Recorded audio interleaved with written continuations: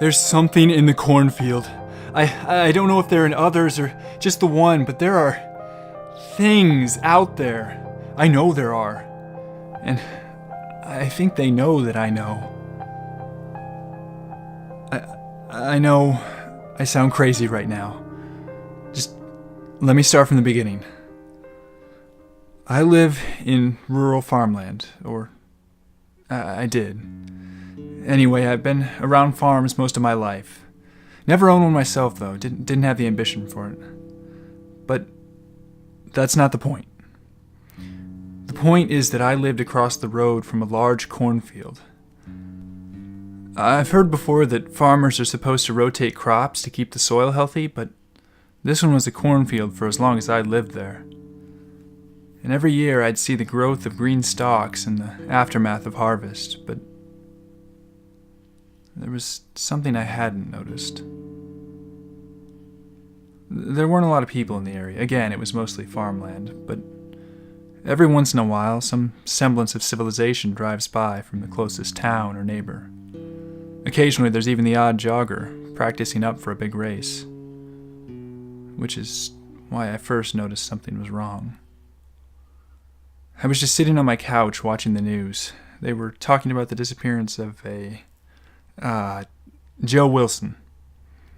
I didn't recognize him, but it was news. Past the edge of my screen, I could see Kelly jogging down the road. It definitely wasn't unusual for her, but I wasn't sure what she could be training for at this time of the season. Then again, I never had much interest in running. The news wasn't really keeping my attention anymore, so I decided to grab a snack from the kitchen. I expected to see Kelly from the kitchen window, but it was nothing but corn and road. Confused, I popped outside to get a better view. There was no sign of her in either direction. I quickly passed it off as my imagination or a simple miscalculation of her speed. I shouldn't have. There was another incident later. I saw a pickup truck drive past the same window as I'd seen Kelly. It was loud. I could hear it very clearly as it was passing the house. Until suddenly I couldn't. I checked the window, but I didn't see anything. I went outside, but again, nothing. This was much harder to pass off, but you wouldn't believe how hard the mind tries. I thought about checking out the cornfield, but even though I'd reasoned it all away, the fear still lingered. I told myself I just didn't want to trespass in private property, so I figured I'd just talk to the owner instead. Maybe I'd have him check things out.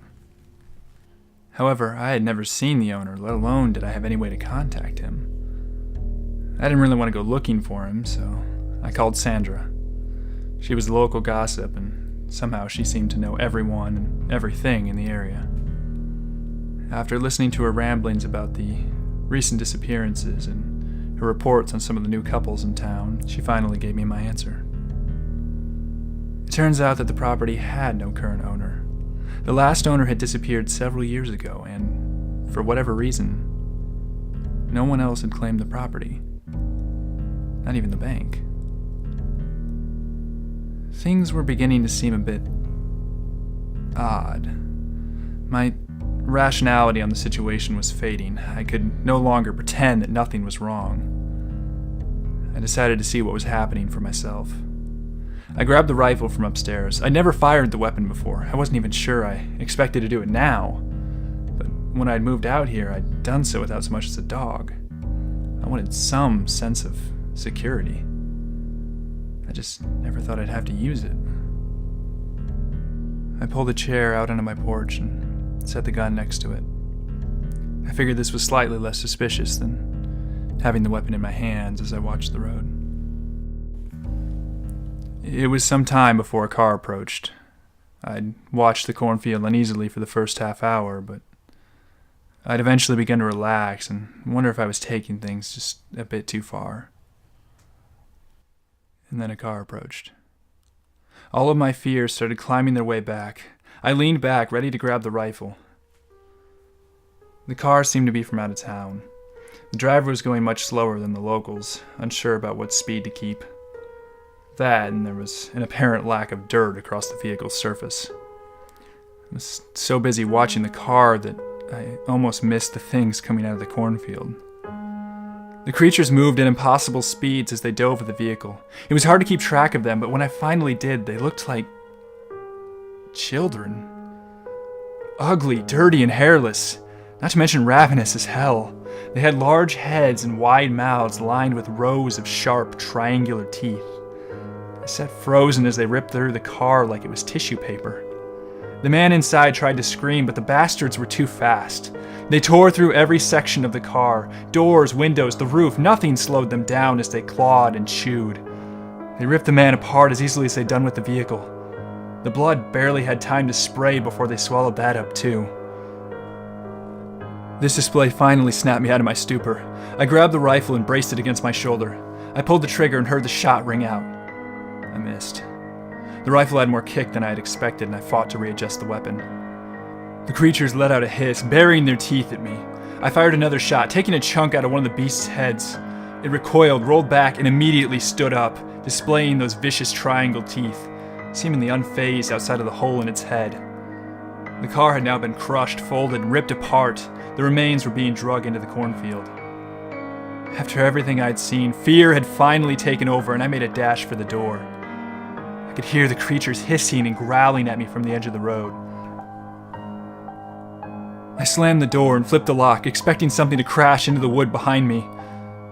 But I heard nothing more than the creatures in the distance. I peered past the curtain and saw the little beasts retreating noisily to the cornfield. They stopped several times to continue their hissing at me, before the last of them disappeared into the rows of corn stalks.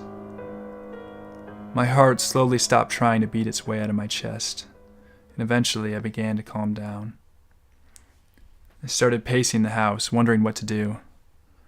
Obviously, I just found the source of the disappearances, but I had also just seen those things eat a car and take a bullet to the face without slowing down.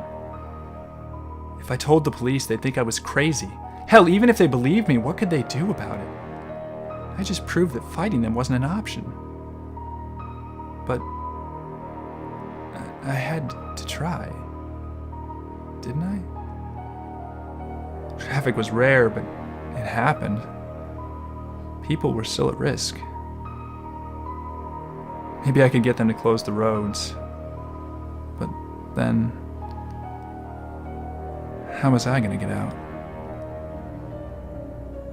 I cautiously looked out the window. I swore I could still see a pair of eyes staring back at me from the field. I looked away. The road was obviously not an option.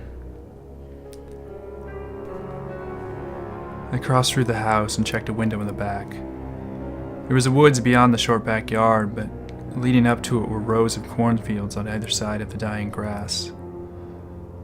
I didn't like my chances. I took a deep breath. I was beginning to feel boxed in. I couldn't think of any way to escape. Not for me. But maybe I could still save some others.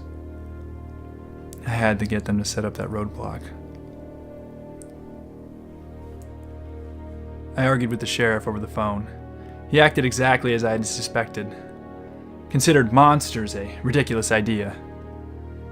He was willing to send a unit to check things out, but he made sure to tell me that he wouldn't set up a roadblock without them checking up on everything.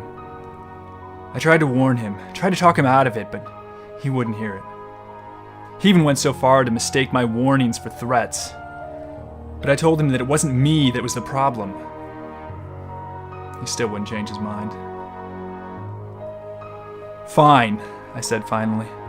But when the first unit doesn't respond, don't send another. I hung up. I went upstairs and lay down in the bed. I wasn't sure what else to do. I heard the sirens approach a little while later, and I slowly closed my eyes as I suddenly heard them stop. I knew what had happened, but I didn't want to think about it. No one else came down the road. I was alone now, surrounded by the creatures hiding in the fields. I watched them, the monsters. They never strayed far from the edge of the cornfield, but every day they got a little braver, a little closer. They knew where I was, and they hissed and they growled up at my window. They actually made it to the house once or twice. They ripped off siding and splintered some of the door. I was starting to run low on food, and I began to wonder if I'd starve before they got to me. I thought about turning the rifle on myself more than once, but I didn't have it in me. By this time, I had accepted my fate. I wasn't excited about it, but I knew it was coming. However, fate had other plans. I woke one final morning to find that the corn had been harvested. I knew no combine could have made it through there, so somehow it had to have been the creatures. There was a chill in the air. It had frosted the other night. I suspect that may be what drove them out, but I didn't care. I just wanted to leave. I wasn't about to question such a miracle. I moved to the city the next day. I had someone else get my stuff. I wasn't going back there again. Every year, the corn grew and fell. Nothing's changed. They're still out there. And there may be more. I'm telling you this as a warning. I passed 6 fields on my way to the city. 4 of them had been harvested, but in the 6th field, I swear I saw the flash of triangle teeth between the corn stalks.